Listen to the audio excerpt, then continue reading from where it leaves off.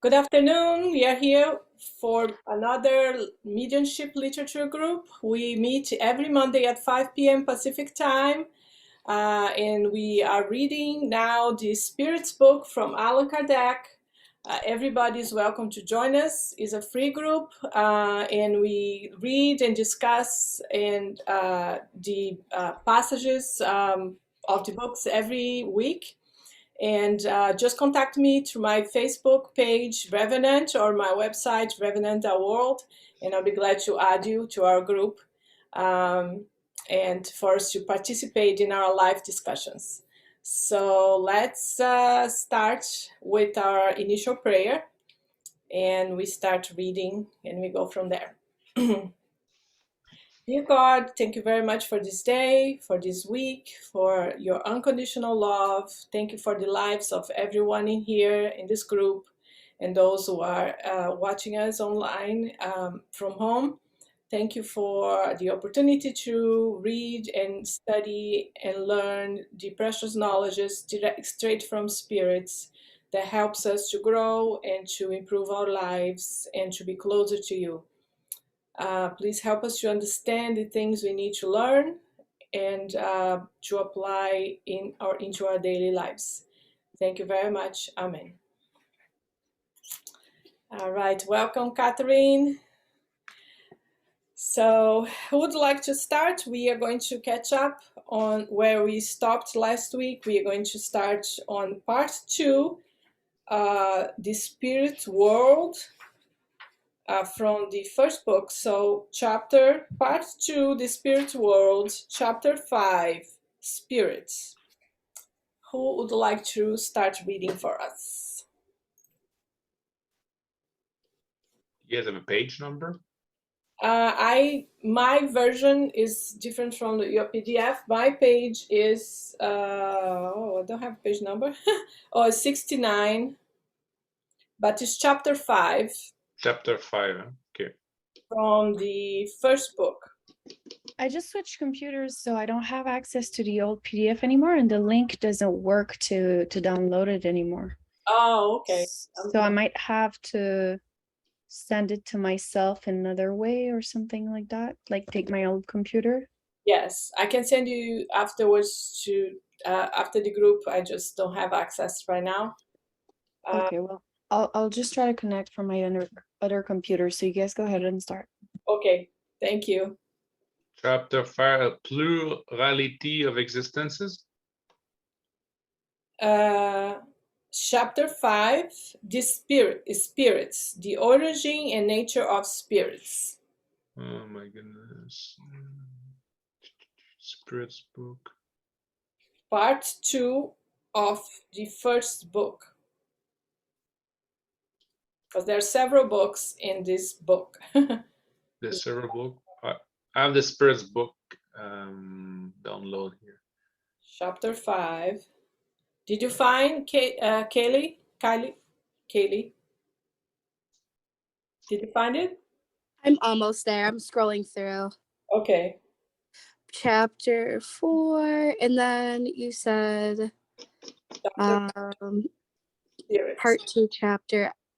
Is it progressive Nope, that's the wrong one. Hold on. Yeah. But spirits. That's the title of this chapter. Spirits. Okay. I'm almost there. Yeah, I'm in part 2, chapter 5, but it says considerations concerning the plurality of existences. Okay.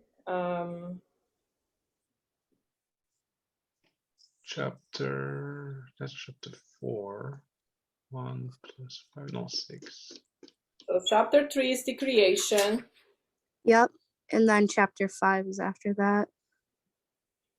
Okay, I'm almost there. When I see chapter 3 here, it says return from the... Oh, is it chapter 1 of part 2? It's just called spirits. It says the origin of nature of spirits. Okay, I found it. I can tell you what it is on the PDF. Hold on. What's the page you have? I have, it's page 117.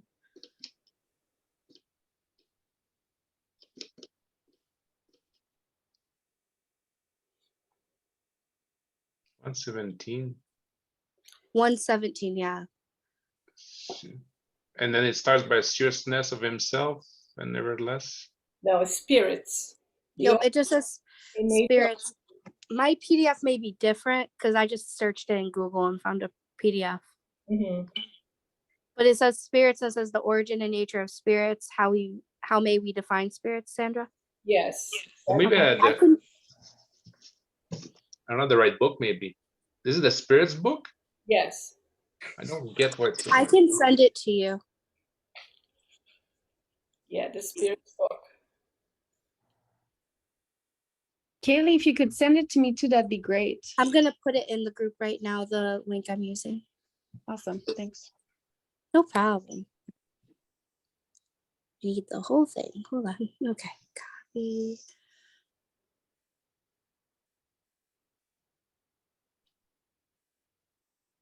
And then it's 117.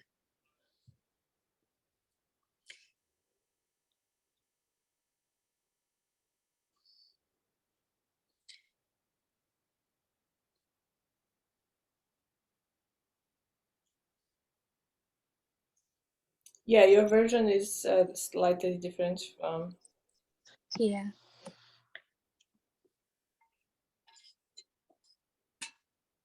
Everybody found it?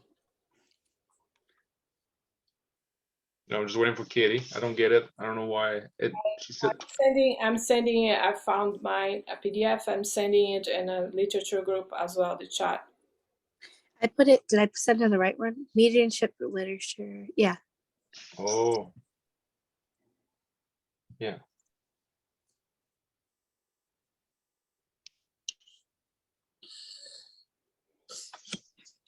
Okay, I will start to read.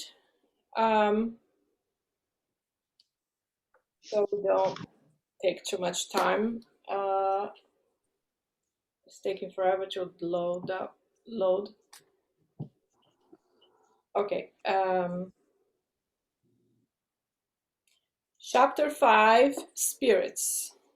The origin and nature of spirits. 76. What is the definition of spirits?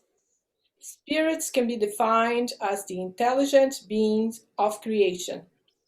They populate the entire universe and can be found well beyond the boundaries of the material world. Discussion. The word spirits is used here to mean the individuality of incorporeal beings. In the first part of this book, we use it to designate intelligent elements of the universe. 77. Are spirits called children of God because they are part of God, or are they distinct beings? Spirits are the work of God, just as a machine is the work of the engineer who makes it. The machine is the engineer's work, but it isn't equivalent to the engineer. This can also be said of spirits and God. When somebody makes something original, they can call it children. In the same way, we are God's children because we were created by God. 78. Have spirits, like God, always existed, or did they have a beginning? If spirits had no beginnings, they would be like God. But in reality, they were created by God and are subject to God's will. The Creator had existed from all eternity. This we know. We don't know how and when the work of creation started. What we can say is that God, having existed for all eternity, has created for all eternity. In this sense, the creation of spirits has no beginning. But we don't know how and when each of us was created. That remains a mystery. 79. Since intelligence and matter are the two general elements of the universe, is it safe to say that spirits are formed out of the former and physical bodies out of the latter? Exactly.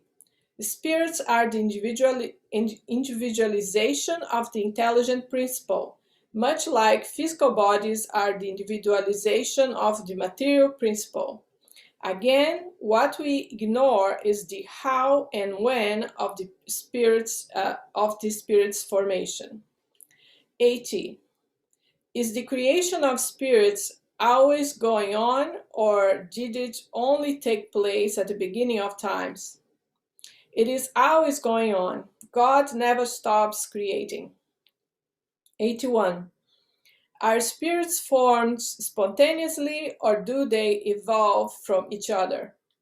Spirits are created by God's will, like everything else. But as we say, the origin of the spirit is one of those things that transcend our comprehension. 82. Are spirits immaterial? Human language has no exact words to describe the essence of spirits, just as a person who is born blind has no conception of how to define light. Once a spirit is created, it must be something, but your senses can't grasp the essence of spirit any more than your language can define it. Discussion. We say that spirits are immaterial because their essence differs from everything we know under the name of matter. In the same way, a nation of blind people would have no terms to express light and its effects. Someone blind from birth, imagine that hearing, smell, taste, and touch are the only senses we want to understand. Ideas communicated by the sense of sight. Where the essence of spiritual beings is concerned, we are the blind ones. We can only define them by making comparisons that are imperfect. That is to say, by the efforts of the imagination. 83. Do spirits even die? We understand that spirits come from the universal intelligent principle, which is eternal. What we are asking is whether the spirit's individuality has an end. We know, for instance, that material bodies eventually return to nature. Does something similar happen to a spirit? After all, if something has a beginning, shouldn't it have an end? Just as a child doesn't understand everything its parents do, and an uneducated person doesn't grasp everything a scientist does, you won't be able to understand everything about spirits, because your intellectual reach is limited. So all we can do for a time being is reiterate that the existence of spirits has no end. Essential world. 84. Do spirits constitute a different world from one we see? Yes, the world of spirits of incorporeal intelligence. 85. Is the spirit world the principal one in the order of things? Yes, it preexists and survives everything else. 86. So if the material world has never existed, or if its existence came from an end, would the essence of spirit world still be the same? Yes, because the two worlds are independent of each other, although they continuously interact with and react upon each other. 87. Do spirits occupy a defined and limited region in space? Spirits are everywhere. The infinite riches of space are peoples with them in infinite numbers. Are peopled with them in infinite numbers. They are usually unperceivable to us, but are constantly beside us, observing and influencing. Spirits are one of the power of the nature. They are the instruments God used to accomplish the designs of providence. But not all spirits can go everywhere.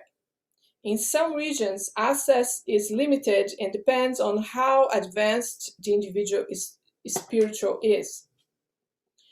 The form and omnipresence of spirits. 88. Do spirits have a well-defined and consistent form?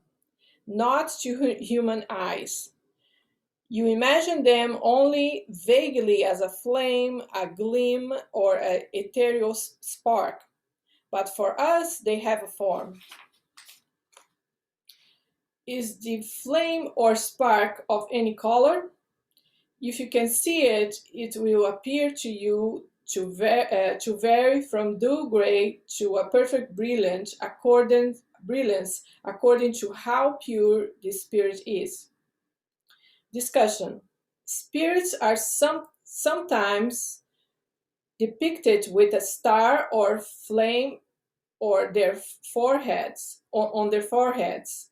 This allegorical representation of their essential nature depicts the head of as the seat of intelligence. 89. Do spirits use up measurable time when they move through space? Yes, but their motion is as rapid as thought.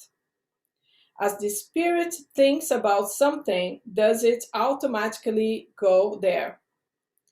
Wherever the spirit's intent is, that's where the spirit is. After all, it is the spirit who thinks.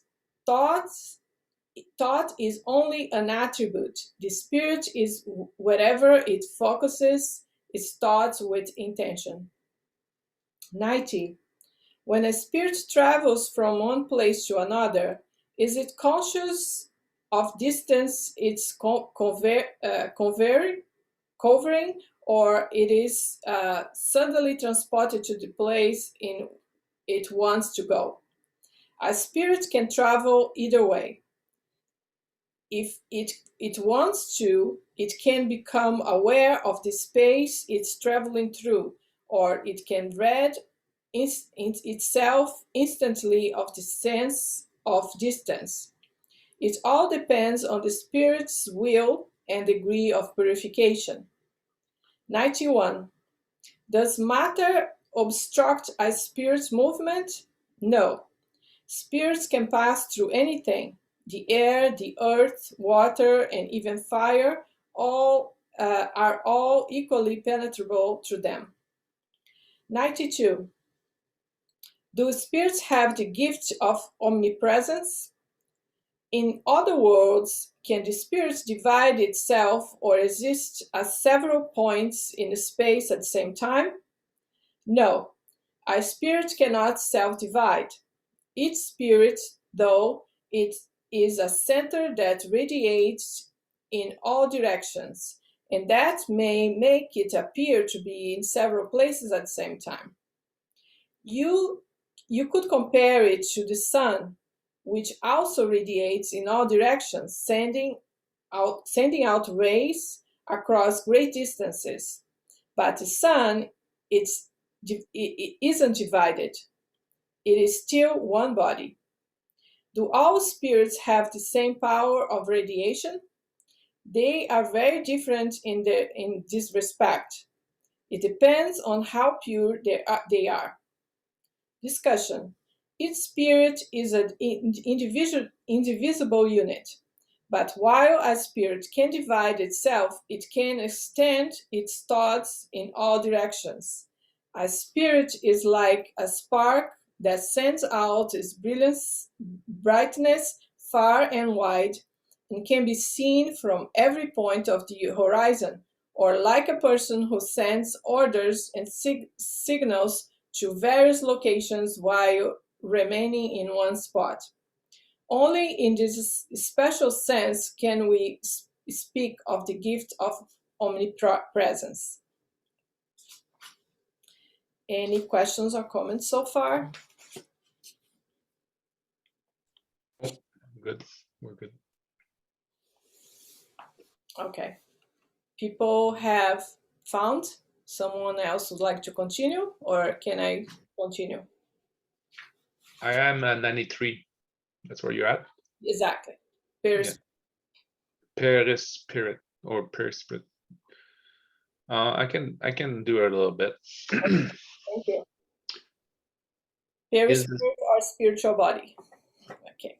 Is the spirit properly so-called without a covering, or it is a some declare surrounded by a substance of some kind? The spirit is enveloped in a substance which would appear to you as mere vapor, but which nevertheless appears very gross to us. Thought it is sufficiently vaporous to allow the spirit to float in the atmosphere and to transport himself through the space at pleasure. As the germ of a fruit is surrounded by a perisperm, so the spirit, properly so called, is surrounded by an envelope which, by analogy, may be designated as the perispirit. 94, page 92. Whence does the spirit draws its semi-material envelope? From the universal fluid of each globe. For this reason, the perispirit is not the same in all globes. In passing from one globe to another, the spirit changes its envelope as you change a garment. When spirit who inhabits worlds of higher degree than ours come among us, are they obligated to take a grosser order of perispirit? Yes, they are obligated to clothe themselves with your matter in order to be able to enter in your world. Does the semi-material envelope of the spirit assume determinate forms, and can it become perceptible for us? Yes, it can assume any form that the spirit may choose to give to it. It is though that a spirit is able sometimes to make himself visible to you, whether in dreams or in your waking state, and can take a form that may be visible and even palpable for your senses. Different orders of spirits. 96. Are all spirits equal, or does there exist among them a hierarchy or ranks? They are different degrees according to the degree of purification to which they have attained. Page 93, the Spirit's book, Spirit Hierarchy. Number 97. Is there a fixed number of order or degrees of purification among spirits?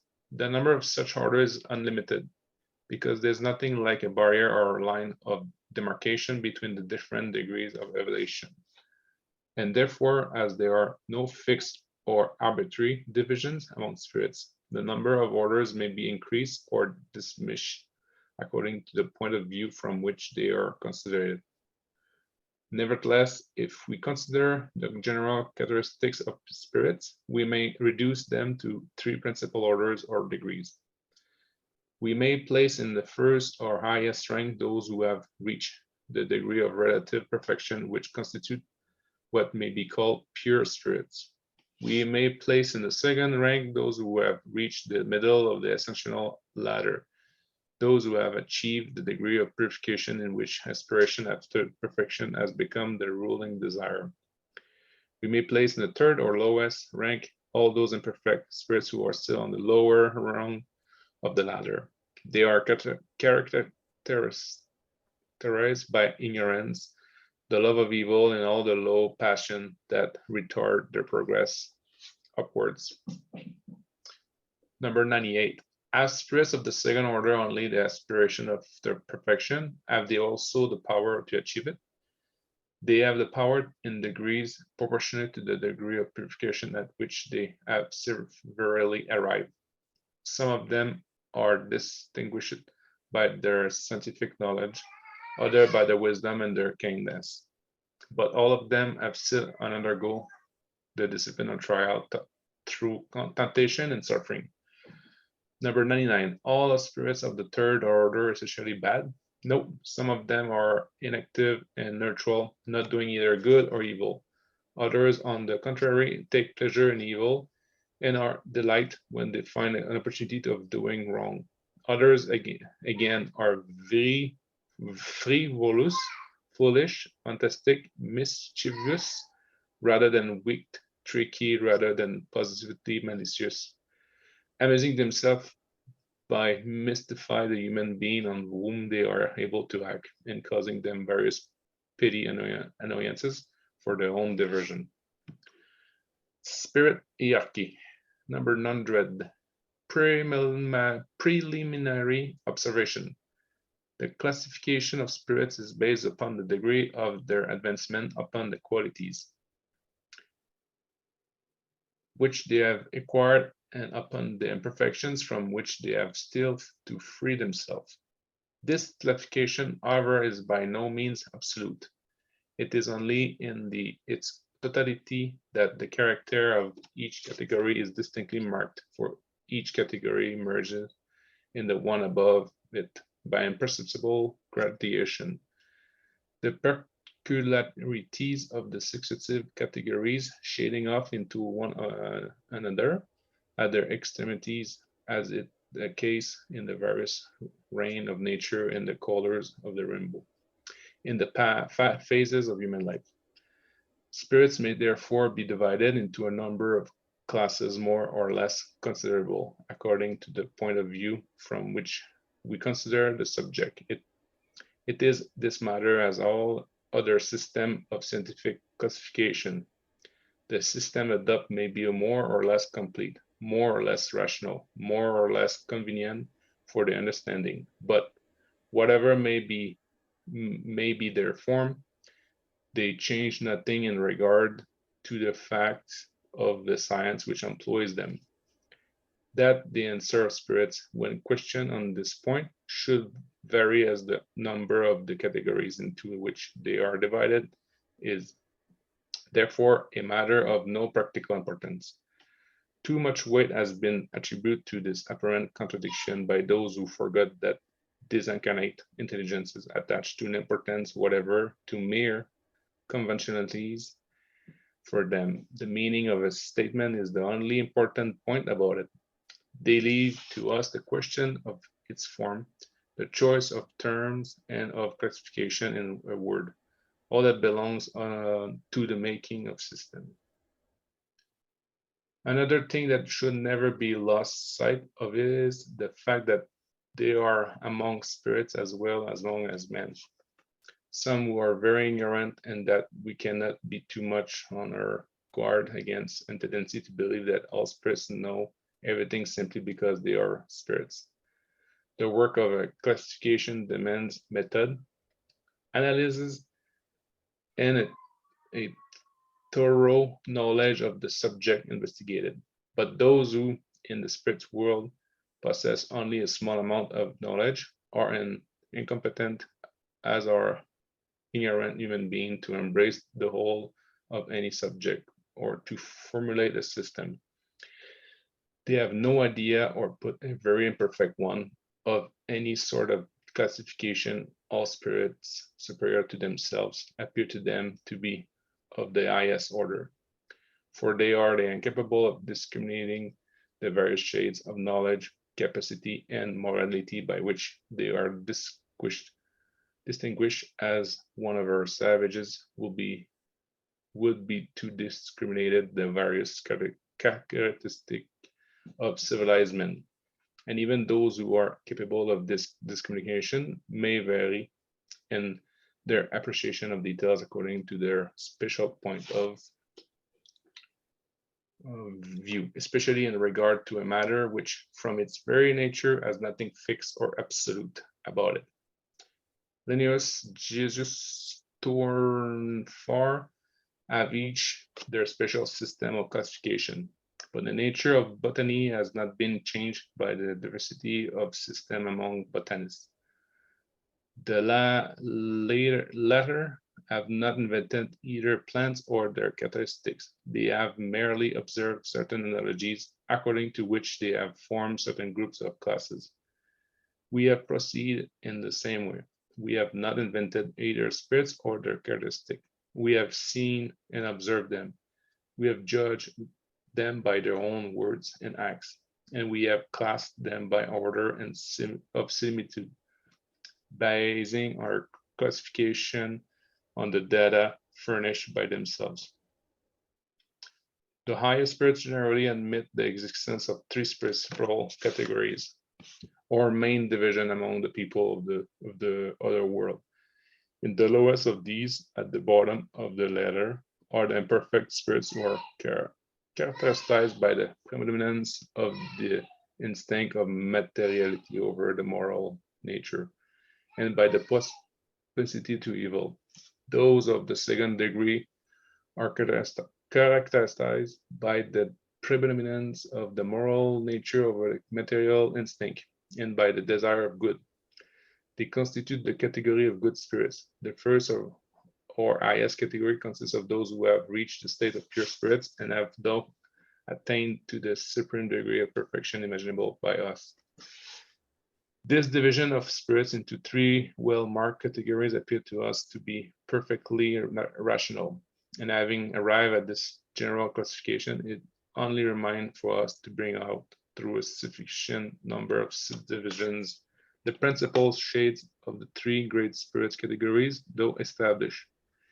And this we have done with the aid of the spirits themselves, whose friendly instructions have never failed us in the carrying out of the work upon which we have been led to enter. With the aid of the following table, it will be easy for us to determine the rank and degree of superiority of inferiority of the spirits which whom may enter into communication, and consequently the degree of esteem and confidence to which they are entitled. The power of determining these points may be said to constitute the key to spiritist investigation. For it alone, by enlightening us in regard to the intellectual and moral inequalities of spirits, can explain the anomalies presented by spirit communications. We have, however, to remark that spirits do not, in all cases, belong exclusively to such and such a class. Their progress in knowledge and purity being only accomplished gradually and often for a time, more in the one than the other, they may unite the characteristic of several subdivisions and point, which is easily settled by observing their language and their acts.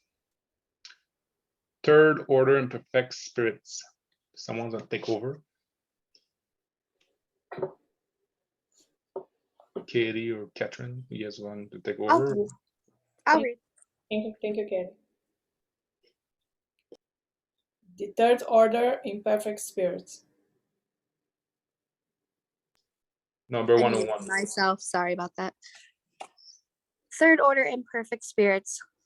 101. General characteristics: predominant influence over matter over spirit, propension to evil, ignorance, pride, selfishness, and the evil passions which result from these. They have the intuition of the existence of God, but they have no comprehension of him. They are not all of them thoroughly bad. In many of them, there is more frivolity, want of reasoning power, and love of mischief than the downright wickedness. Some of them do neither good nor evil, but the very fact that they do no good denotes their inferiority. Other, on the contrary, take pleasure in evil and are gratified when they find an opportunity of doing wrong.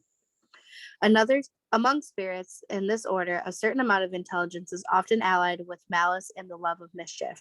But whatever may be their intellectual development, their ideas and wanting of elevation and their sentiments are more than less abject. Their knowledge of things of the spirit world is narrow, and the little they know about them is confused with the ideas and prejudice of the corporal life.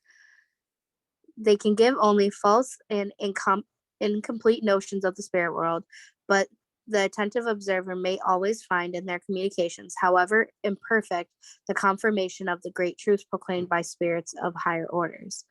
Their character is revealed by their language. Every spirit who communicates portrays evil intention, may be ranged in third order. Consequently, every evil thought suggested in our minds comes from us, from a spirit of that order. They see the happiness enjoyed by good spirits, and this sight causes them perpetual torment, for they experience the agonies produced by envy and jealousy. They preserve the remembrance and perception of the sufferings of corporal life, and this impression is often more painful than reality. They suffer, in fact, both from the ills they have themselves endured and from those which they have caused to be endured by others. And these sufferings endure a very long time. They believe themselves to be destined to suffer forever. God, for their punishment, wills that they should believe this. They may be subdivided into 5 principal classes. 102, 10th class, impure spirits. They are inclined to evil and make the object of their thoughts and activities. As spirits, they give men perfidious counsels, stir up discord and distrust, and assume every sort of mask in order to more effectively to deceive. They beset those who character is weak enough to lead them, yield their suggestions, and whom they draw aside the path of progress, rejoicing when they are to retard their advancement by causing them to succumb under the appointed trials of corporal life. Spirits of this class may recognize by their language, for the employment, of course, of trivial expressions by spirits as by men, as always an indication of moral, if not an intellectual inferiority. Their communications show the baseness of their inclinations, and though they may try to impose upon us, speaking with appearance for reason and propriety, they are unable to keep up the false appearance and end by betraying their real quality. Certain nations have made them infernal deities. Others designate them by the name of demons, evil genii, evil spirits. The human beings in whom they are incarnated are addicted to all vices engendered by vile and degrading passions, sensuality, cruelty, roguery, hypocrisy, cupidity, and avarice. They do evil for its own sake, with a definite motive, and for hatred to all that is good. They generally choose their victims from amongst honest and worthy people. They are the pests of humanity, to whatever rank in society they belong, and the varnish of the civilized education is ineffectual to cure and hide their degrading defects. 9th class, frivolous spirits. They are ignorant, mischievous, and unreasonable, and addicted to mockery. They meddle with everything and reply to every question without paying attention to the truth. They delight in the causing petty annoyances, in raising false hopes and petty joys, in misleading people by mystifications and trickery. The spirits, vulgarly called hobgoblins, will-o'-the-wisps, gnomes, etc., belong to this class. They arc under the orders of spirits of higher category, who make use of them as we do servants.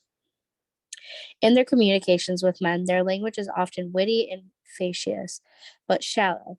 They are quick to seize the oddities and absurdities of men, things in which they comment with sarcastic sharpness. If they borrow distinguished names, as they are fond of doing, it is rather for the fun of the thing that from any intention to deceive by doing so. 104. 8th class spirits who pretend to more science than they possess. Their knowledge is often considerable. They imagine themselves to know a good deal more than they know in reality. Having made a certain amount of progress from various points of view, their language has an air of gravity that may easily give a false impression as to their capacities and enlightenment. But their ideas are generally nothing more than a reflection of the prejudices and false reasoning of their terrestrial life.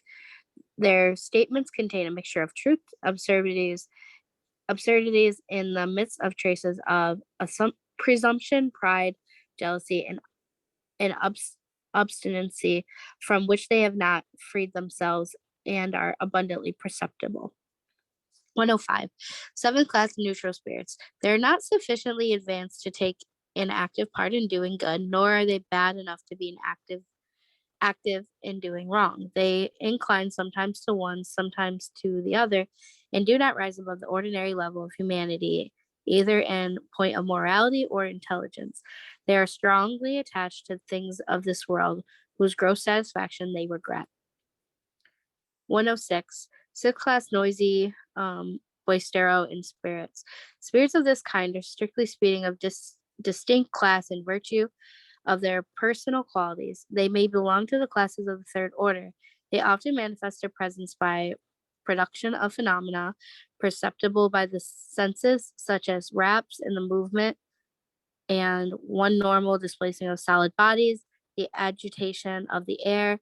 They appear to be more than other classes of spirits attached to matter. They seem to be principal agents in determining the vicissitudes of the element of the globe and to act upon the air, water, fire, and various bodies in the entrails of the earth. Whenever these phenomena present a character of intention and intelligence, it is impossible to attribute them to a mere fortuitous and physical cause. All spirits are able to produce physical phenomena, but spirits of elevated degree usually leave them to those of a lower order, more apt for action upon matter than for the things of intelligence, and they judge to be useful products, physical manifestations, employ spirits of subaltern degree as their auxiliaries. Keep going. Sure. Okay. Let me just take a yes, we can keep going. Okay. Second order good spirits.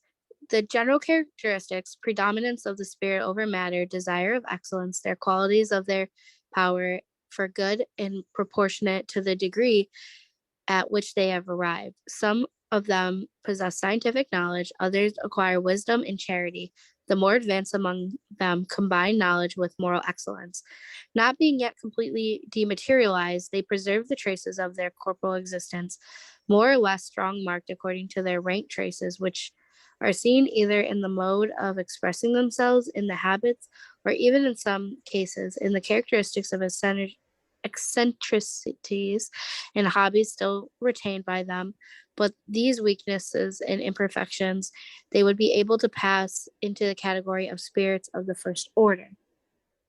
They have acquired the comprehension of the idea that God and the infinity and of infinity, and already share the felicity of the higher spheres. They find their happiness in both accomplishment of good and the prevention of evil.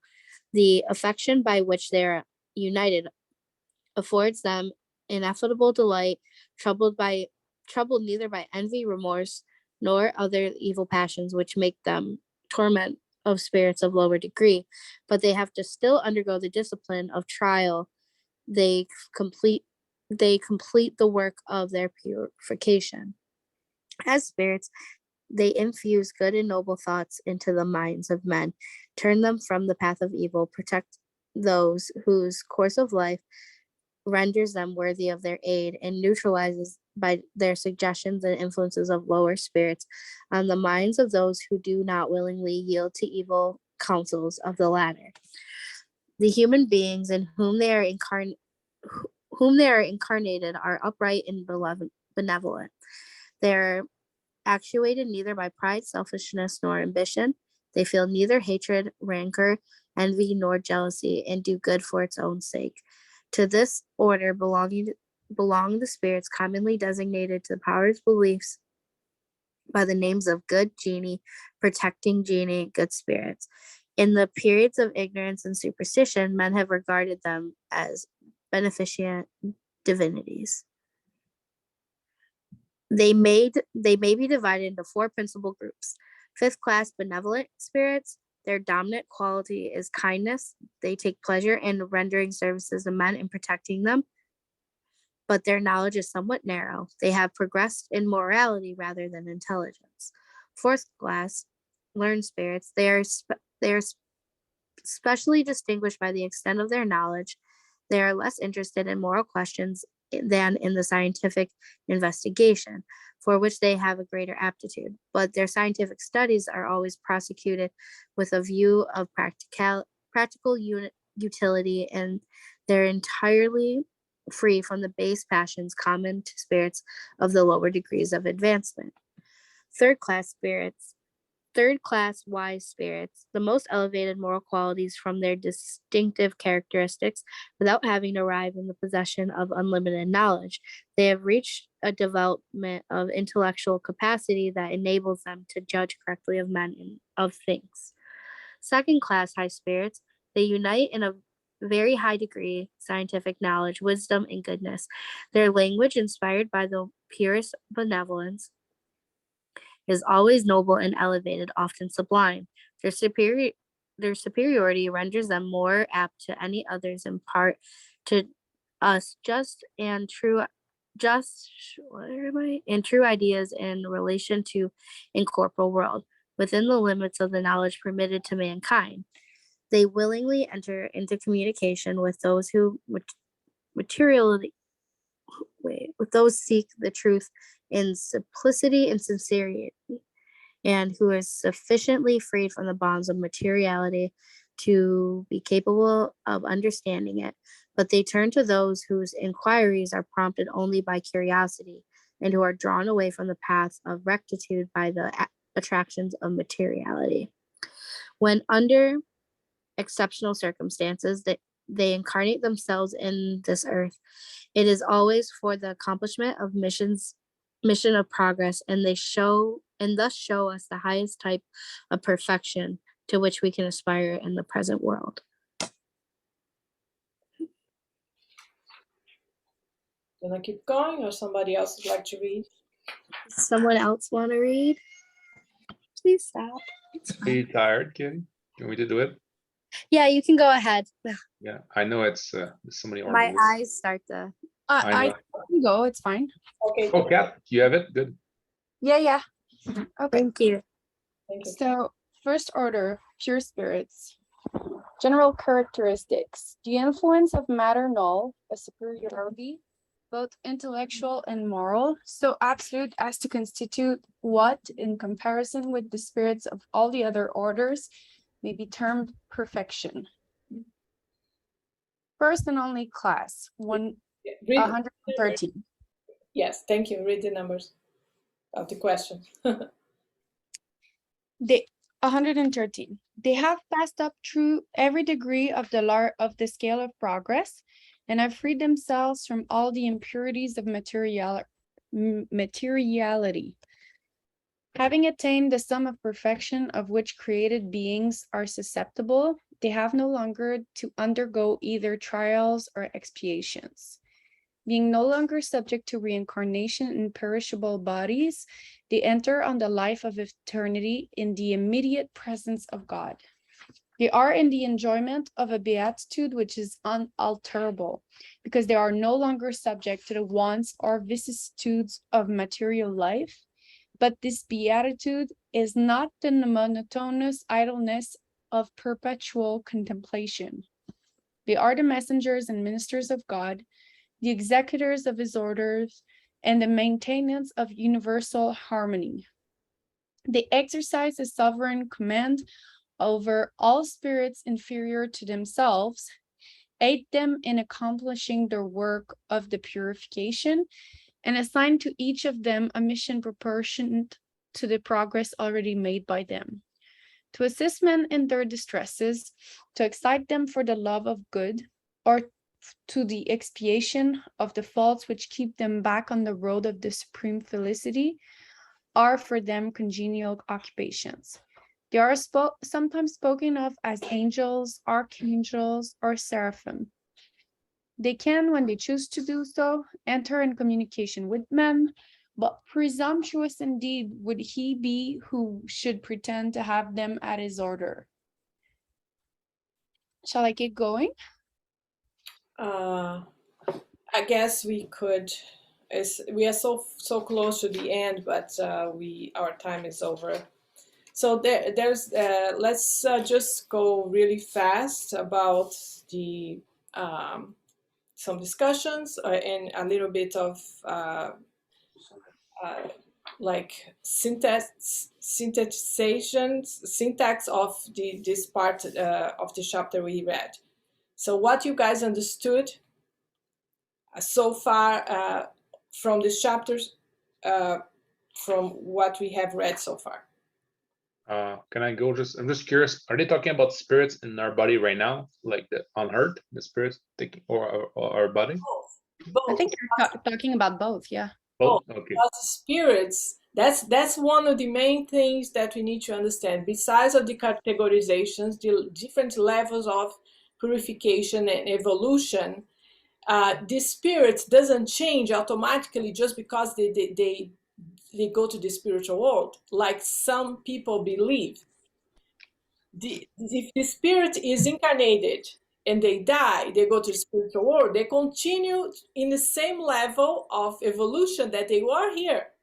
And that's why we have reincarnation in different reincarnations in different worlds, different levels of worlds, in order to purify ourselves, in order to evolve as spirits, and until the point that we no longer need a reincarnation. When we get to the level of higher spirits, where they achieved a level of purification that they no longer need to go through trials or difficulties in order for them to learn, because the trials and difficulties we go, not only in this planet, but in other planets that are not evolved enough like us, inferior or a little superior to us, but still not evolved enough, has a purpose to help us to grow. Okay, hold on here. I just wanted more things. I'm trying to understand. Like there's 3 classes. That's what they say. Yes. Okay, so I can see this third class in this world for sure, and then there's a second class for sure in this world. And is there a first class in this world, you think? No, that's what they're saying. It's too high? The first class are spirits that no longer need incarnation. Oh, okay, gotcha. Yeah, that makes sense. Okay, so we're okay.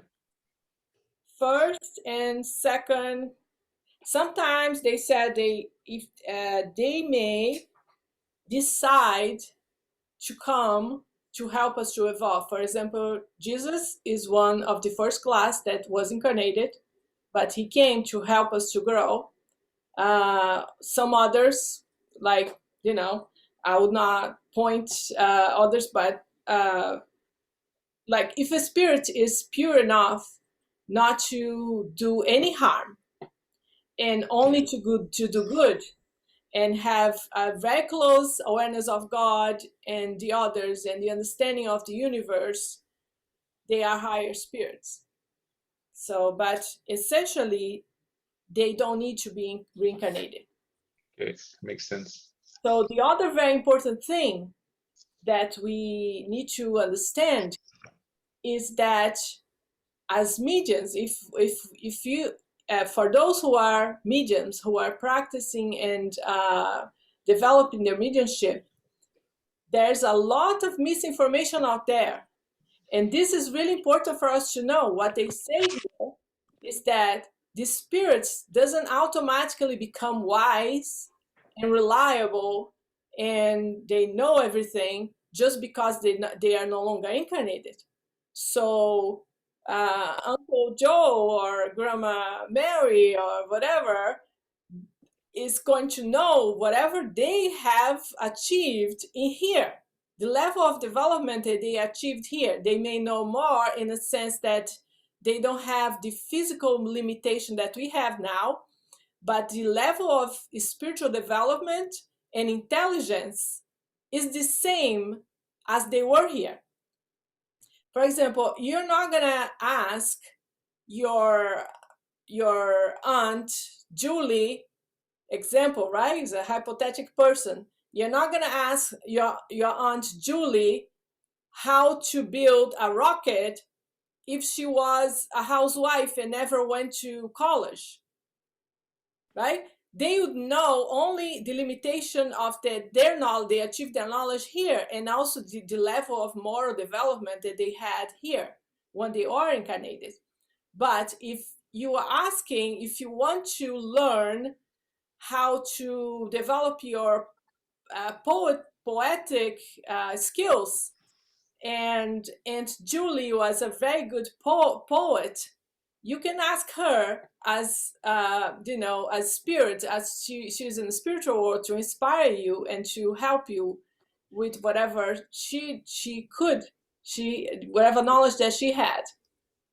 And also advices, what should I do, what decisions I should make, and this and this and that, and what's going on with me, what advices you give. We should not ask our loved ones for that. We can ask their opinion. Sometimes they are good intention, they can help us, but they don't necessarily know more than we do. So we need to be really careful about those things and understand what we are doing, and understanding based on those teachings from the Gospel according with Spiritism and the Spirits book, the knowledge that came direct from spirits, know what we need to do, and which kind of interaction, and which kind of questions, or which kind of trust we put in the spirits when we communicate with them.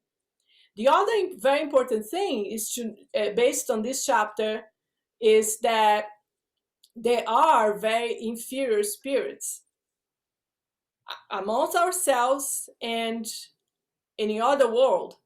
So as they die, as the person dies, they continue to be the same inferior spirits. So some of them are really malicious, and if they are inferior in their level of evolution, they can do really bad harm. So we need to understand, we need to know. They talk about language, lower level language, gossips, like attachment to material things, attachment to any kind of passion, like over sexualization, like greediness, lies, pleasure, having pleasure on doing harm to others, even if it's for fun, bullying. All those things are characteristics of lower level spirits, both incarnated and on the other world. So if we and sometimes they disguise themselves. They can say they are something, they know whatever, they are, here to help, blah, blah, blah. But we need to understand, notice, we need to feel them, right? Which kind of feeling they bring to us. And this never lies. And also how much sense they make in that particular moment or over time, because they never lies have a short legs. In Portuguese, we have a say that says lies have short legs, because lies don't go so far. You can lie for a certain time, but we can catch them very easy. So it's the same thing with spirits. However, when it comes to spirits, we sometimes are more naive, and we trust more, and we don't pay attention in the nuances of someone that's not reliable, someone that's lying, someone that has the intention to harm. So all those things are very important lessons that this chapter is bringing us, and is a very important thing to know when we practice mediumship. So, all right, so let's close our literature group and continue next week. I'm gonna do the final prayer. Dear God, thank you very much for this opportunity to learn and to be with you, and to learn straight from spirits important lessons and knowledges that helps us to be safe and to be in a path of evolution and growth, and help others as well to grow with us in this world as we are going through our journey of evolution as spirits. Please help us to remember those things, to put this in practice, to share those knowledges that are so important to keep everyone in a good path of growth and safety and going towards God. Thank you very much for your unconditional love. Amen. So for those who are watching us at home, from home, we meet every Monday at 5 p.m. Pacific time. Everybody's welcome to join us. It's free, it's a free group.